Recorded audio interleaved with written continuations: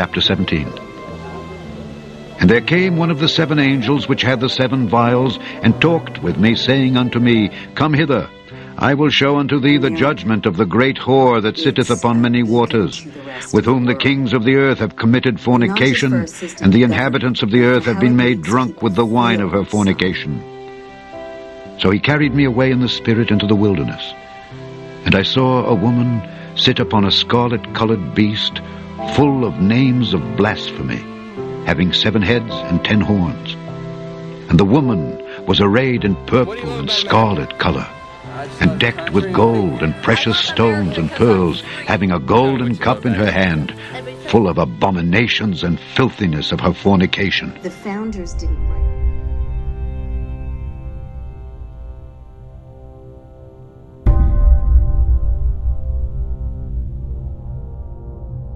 America and our friends will meet this threat with every method at our disposal.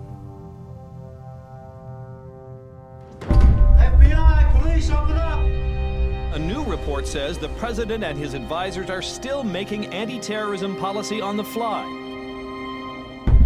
Police in Washington, D.C. have put in place an army of surveillance cameras. There was a request from the White House as to the possibility of replacing all the United States attorneys. We don't torture people. Let me say that again to you. We don't torture people. Preventing mass terror will be the responsibilities of presidents far into the future.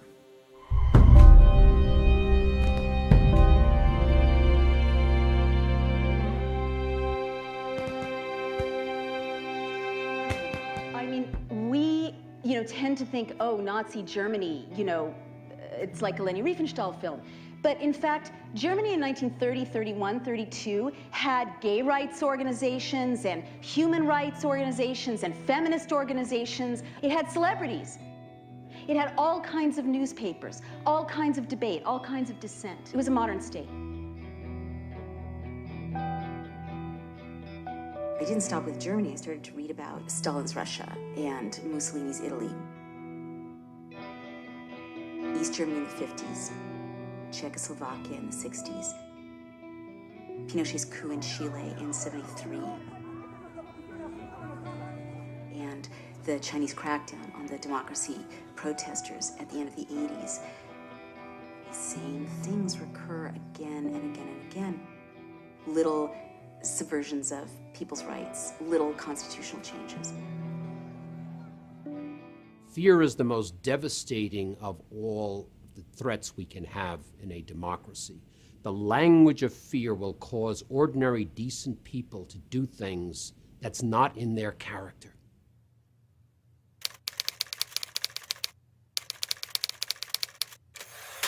The first thing is to invoke a terrifying internal and external threat. And sometimes it's a real threat.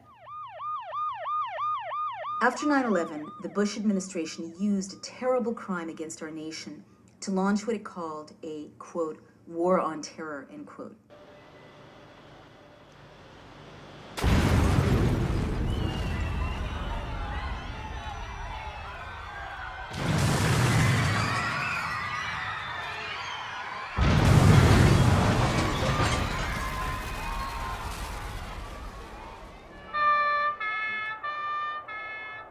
Other countries that were hit by the same bad guys went after the terrorists while still protecting the rights of their citizens. But the Bush team raised Americans' fear level as high as possible. We will discover and destroy sleeper cells. Government says because the 19 hijackers got into the country legally, investigators want to know if more terrorists have slipped in the same way. Right after 9/11, the government created the Department of Homeland Security. And one of the first things it did was literally to create a way to manipulate the levels of our fear. In Berlin in 1933, the German parliamentary building, the Reichstag, was set on fire. Many historians say this was a staged attack, but it was a terrible shock to people's sense of security. The National Socialists seized on this to pass laws to subvert the German Constitution. So, They said you're not patriotic unless you pass Clause 2 and later the Enabling Acts. It means the state can open your mail. It means the state can listen to your phone calls. It means that you as Parliament give up much of your authority to the leader. And so that legal process prepared the way for everything that followed. We see now in our own country legal maneuvers that undercut our civil liberties.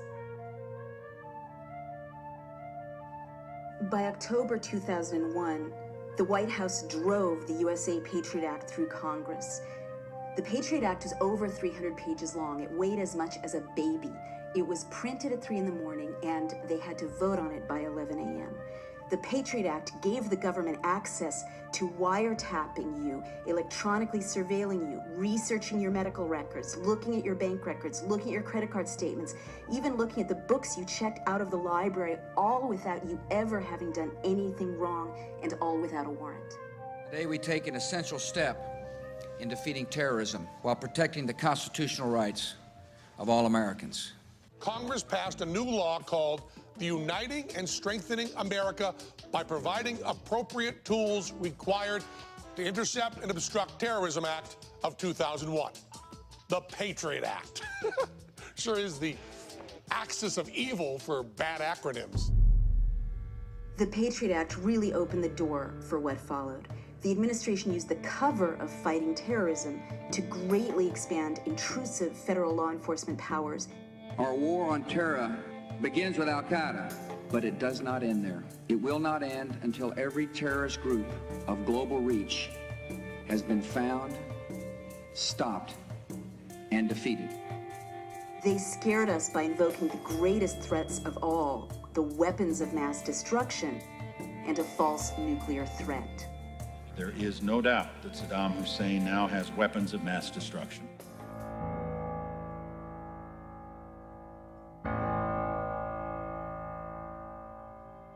This government does not torture people. We don't torture people. Khalid Sheikh Mohammed, We don't torture people. waterboarding. We do not, I don't It's talk about torture. techniques, and we don't torture people. Now listen to me. I want you to listen to me.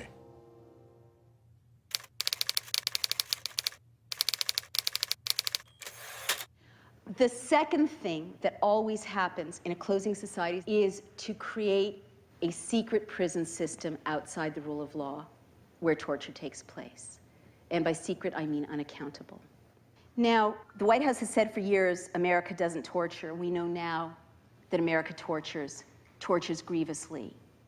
But now we know categorically that the torture was directed from the top, everything from directives to hang prisoners by their hands from the ceiling, electrodes on genitals, threats against family members, extremes of heat and cold, forced nakedness. These are tactics taken right from the Gulag.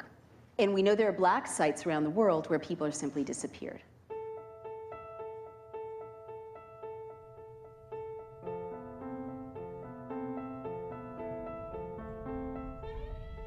The secret prisons and Guantanamo became settings where U.S. agents tortured prisoners. The administration defended torture as being necessary to save American lives.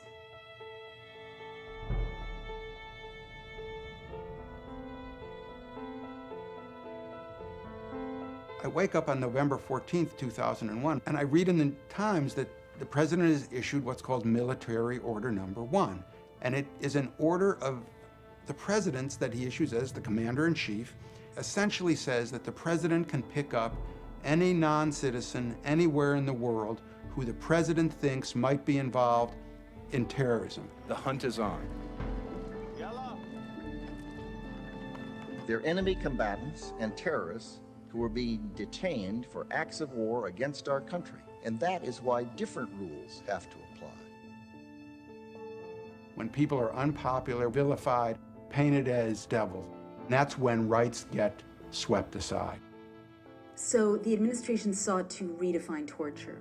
John Yoo wrote a memo in 2002 that was a semantics game, a really evil semantics game that sought to redefine torture narrowly to just two criteria. One was organ failure, and the other was that severe pain and suffering must be inflicted with specific intent. And anything less than that did not, according to this memo, constitute torture. Okay, look, you contributed to the writing of the 2002 memo. Is that right? Yes, sir. The memo was implemented at some point. Is that right? What do you mean by implemented, sir? What I mean by implemented is the guidance that was set forth in that legal memorandum was followed and put into action. Do you understand what I mean by implemented now, sir? So you're asking me, was the memo just told followed? Was the memo followed by... I'm not going to get into semantical games with you in this 5 minutes. I need you to answer the question or refuse to. The Army had for decades a manual on interrogation. It approved 16 methods of interrogation. Rumsfeld then directed to expand the 16 methods of interrogation to 35, and that started our downfall.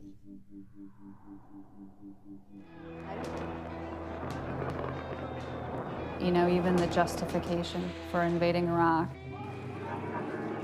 for killing hundreds of thousands of people in Iraq, was based on a lie. It was based on a false confession obtained through torture.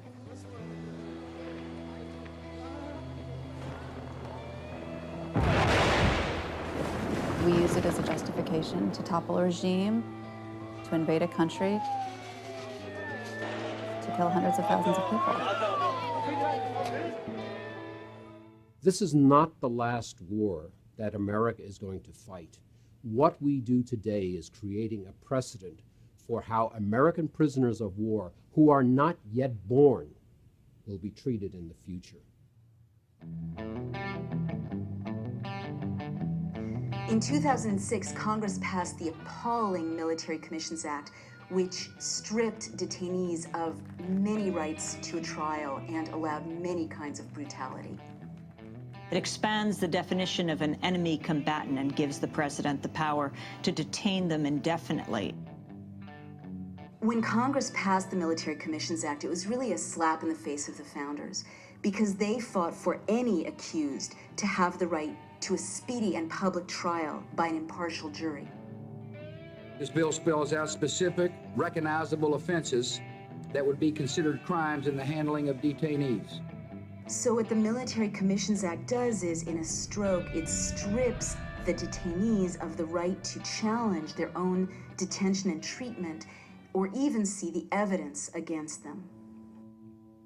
If that person is going to be tried, they're not going to be tried in front of a regular court like we're familiar with, but in front of a special court called the Military Commission. They can be done in secrecy, evidence from torture can be used at a death penalty. Essentially, a person could be tried and executed without anybody in this country knowing about him, and the whole thing could happen in an aircraft carrier. The military tribunals are kangaroo courts, modeled after Stalin's show trials and Hitler's people's courts, where similarly the accused couldn't hear the evidence against them. In an open society of due process, right? That means that they have to be able to accuse you of something that you've done. In a closed society, your innocence doesn't protect you. Most chillingly, the Military Commissions Act expanded the definition of enemy combatant to include any innocent U.S. citizen. Right now, the President of the United States, any president to come, can say to any one of us sitting here, anyone out on the street, you're an enemy combatant. And because the president has said so, that makes you one.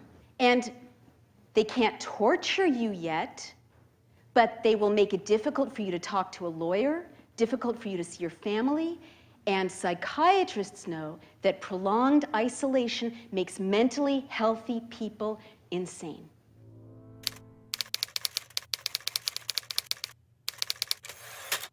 The third thing a would-be dictator always does is to create a paramilitary force that is not directed by the people.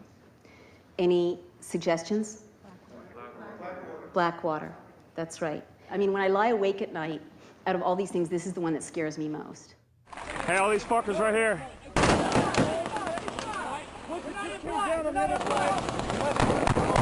Blackwater is a paramilitary force headed by a guy, Eric Prince, with close ties to the White House. Eric Prince's family's wealth has contributed over $2.4 million to the Republican Party and its candidates. Blackwater alone has secured more than $500 million in federal security contracts since the year 2000. Two-thirds of those contracts are what is known as no bids. Who needs ammo?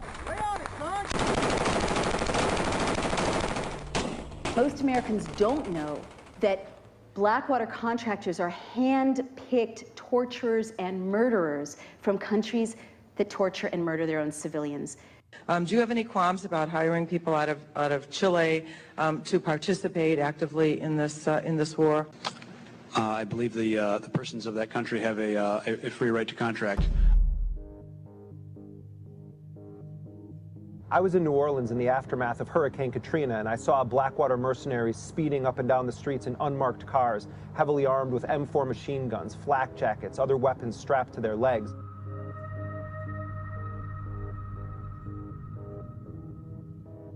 The nation's largest private security company may build a world-class training facility in Kootenai County.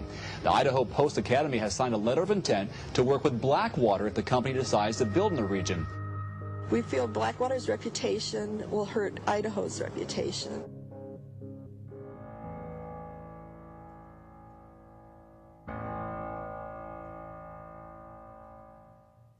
We've got a crisis. We're at war. The enemy is plotting to attack us. This proposal will allow us to gather intelligence information on that enemy that we otherwise would not get.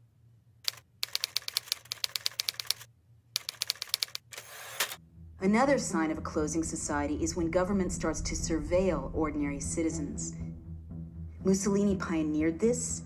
Hitler set up neighborhood spies. East Germany developed the Stasi, and China today has the Dangan system. You need a surveillance apparatus to close an open society. How was Nazi Germany able to round up so many Jews so quickly? Because they had mechanized the list. Again, how did Pinochet manage to round up mass arrests? Mass arrests are always a hallmark of a closing society. Thousands, tens of thousands of people in a notorious soccer stadium. The list. Every closing society keeps a list. As of July of 2008, there are over 1 million Americans on the watch list. 20,000 names get added each month. 1 million entries. Now, there can't possibly be 1 million terrorists in the United States. We know, for example, there are lots of famous people on that list, don't belong in there. Senator Edward Kennedy, Nelson Mandela, peace activists, nuns, lots of people on the list. After doing some research, I discovered that I was in very good company. Many innocent, outspoken U.S. citizens are on the watch list.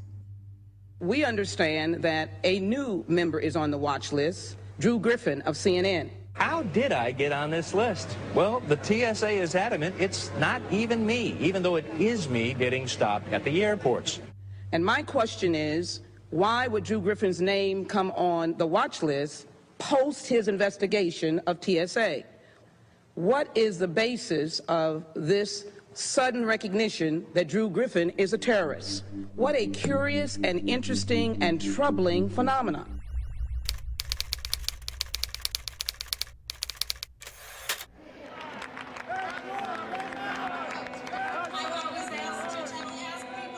In 2004, at the Republican National Convention, the New York police spied illegally on anti-war protesters. There were also reports that the FBI was illegally spying on other nonviolent groups of Americans, meeting in churches and in Quaker houses of worship.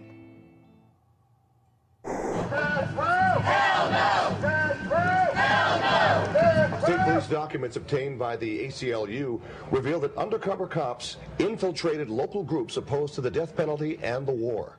The internal documents show that nearly 36 times, undercover state police officers covertly took part in protests, like this one in November of 2005. Sports writer David Zirin was part of a group that successfully pushed for a moratorium on the death penalty in the state of Maryland. What he didn't know was that the state police had sent undercover agents to monitor this group of American citizens' legal activities. In the meetings was somebody who was known to us as Lucy. And Lucy would sit there, the word that keeps coming to mind was peppy. Like she would sit there with a big smile on her face and ask lots of questions and take notes. It was always the most basic questions like, wow, why are we doing this? Why about, like the kind of questions that you're happy that somebody who's new to a group asks. And he found out later that it was Lucy who was the spy. It's obvious that they made the conclusion that nothing illegal was going on here, and yet they continued to monitor our email list. They continued to come to our meetings. That's the thing that's so upsetting about this, is that this idea that some people deserve to be watched and some people don't. People should ask that question about, well, where is my Homeland Security money going? Is it actually being used to keep us safer, or is it being used to stifle dissent? The Bush administration says a president's warfighting powers include authority to detain enemy combatants, even when they're U.S. citizens.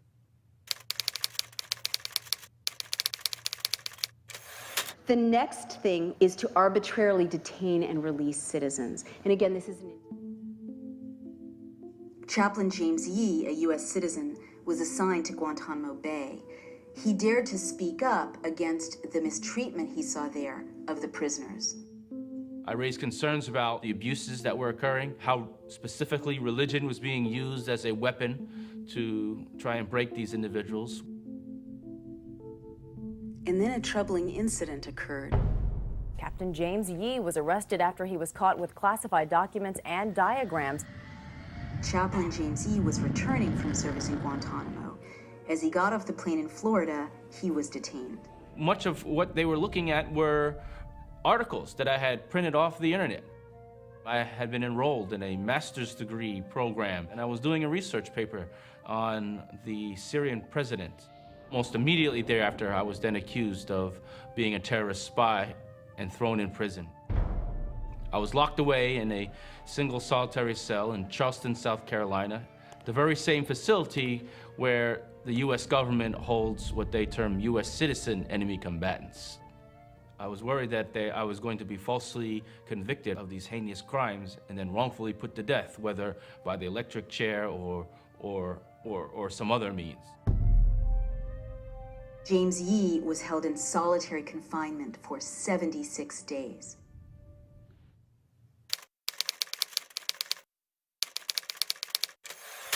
In April of 1933, Goebbels orchestrated spontaneous book burnings where students were supposed to pile up books by people who were critical of the regime and trash them, set them on fire. You saw people like Dan Rather, a critical report of Bush's service. CBS News, 60 Minutes, and this reporter drew fire today over our reports that raised questions about President Bush's military service record. Subsequently, the White House put so much pressure on his employer that Dan Rather now claims in a lawsuit that his employers caved to White House pressure and drove him out of his job.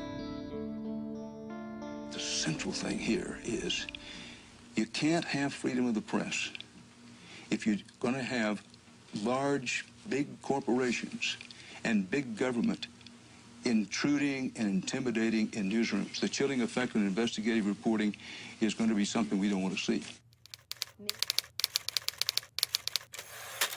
The next step a would-be dictator always takes is to restrict the press. Of course, this is really scary, you know, to me, but it should scare all of us. There can be no excuse for anyone entrusted with vital intelligence to leak it, and no excuse for any newspaper to print it. Bill Keller, the executive editor of the New York Times, chose to publish a story that revealed that the White House, under the guise of fighting terror, was secretly and illegally monitoring financial transactions through a Belgian telecom company called SWIFT. Some in the press, in particular the New York Times, have made the job of defending against further terrorist attacks more difficult by insisting on publishing detailed information about vital national security programs. Other pundits used White House sound bites that called for Bill Keller's prosecution on the basis of treason. Anybody who leaks or publishes classified data in a time of war in a highly successful program such as the SWIFT base, they should be tried for treason. If they were found guilty of treason, I would have no problem with them being executed.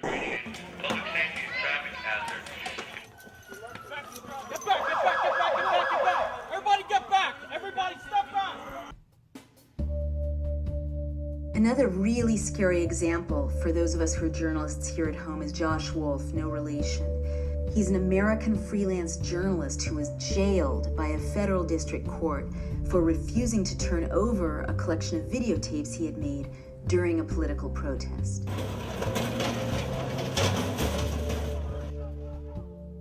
About 2 days after I filmed that protest, the FBI showed up at my house and asked a bunch of questions and wanted to obtain a copy of the full tape.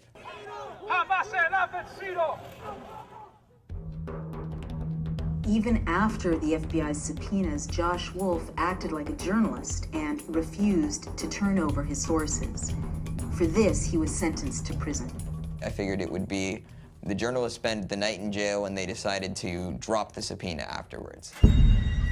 This wasn't the case. You're taken by U.S. Marshals from a courtroom, forced to strip down to absolutely nothing, handcuffs in the front, a chain around my waist tied to my feet. I remember seeing this very large guy, giant guy, shaved head, tattoos, looked completely scary as all can be. He's like, "So what are you in here for?" And I'm like, "Oh, I'm a journalist that refused to provide tape and testify before a grand jury about protesters." And he's like, "So you're here for not snitching?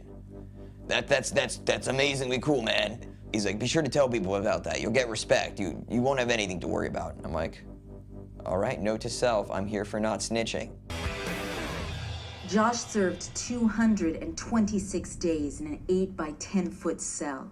His sentence was longer than that for any journalist in U.S. history. The real risk, the real frightening fact was that the federal government was trying to obtain the identities of people who don't support what this government is doing,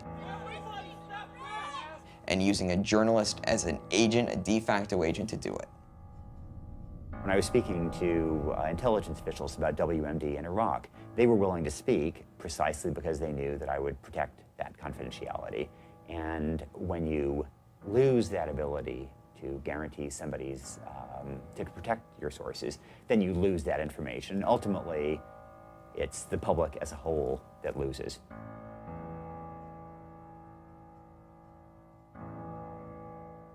Move! Move! Move! Gentlemen being arrested, and there are a lot of us, but what the fuck? Look at this shit!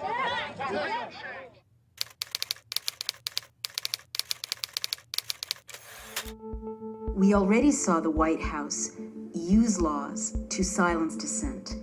If you're charged with the Espionage Act, you can be sent to prison for 10 years. So if you're charged with treason, you can be executed. But even scarier are new laws. One that's been passed redefines protest as terrorism, and another that's been proposed simply criminalizes free speech.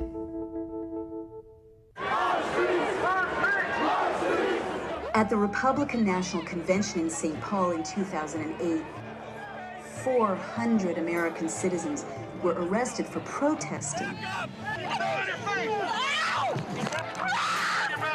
Over 100 were charged with felonies, and dozens of reporters were arrested.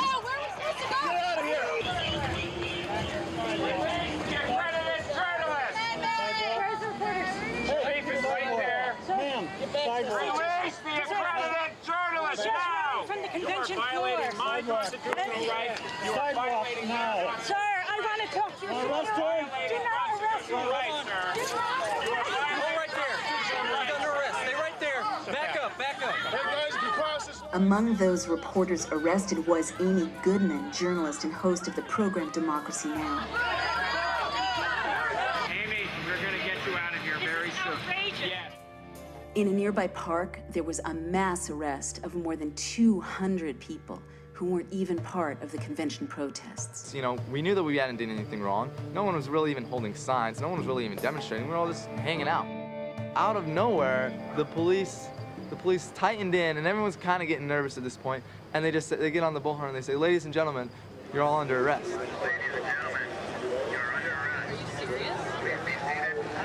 I'm seeing families and kids with University of Minnesota shirts and at that point no one really believed it. But then as they started slowly moving in, it became real clear that this was a mass arrest and that they were going to arrest people without any probable cause, without witnessing any sort of crime other than hanging out in a park.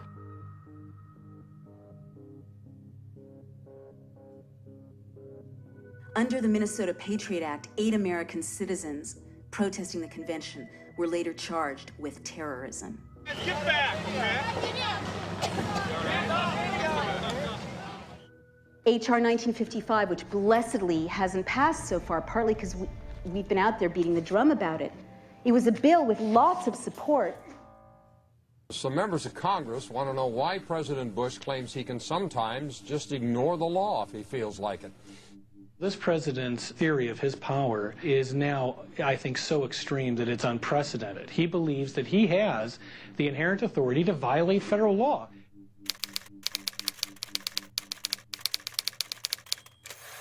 Step 10 is the subversion of the rule of law. Beginning in October, the Army plans to station an active unit inside the United States for the first time to serve as an on-call federal response in times of emergency. On October 1st, 2008, the president deployed a combat brigade from Iraq to the United States of America. 3,000 to 4,000 soldiers will appear on American streets. Their mandate is to engage in quote-unquote crowd control and to subdue individuals who are posing a threat to public order. This damage has been done to pull the last threads out, to make it look like a democracy, but make sure that essentially the pendulum cannot swing. Does the pendulum swing back? Can it? Will it? Well, unfortunately, civil liberties don't swing back like other issues. Civil liberties is a very precious commodity. When you lose them, it tends to run out of your hand like sand, and it's hard to get it back.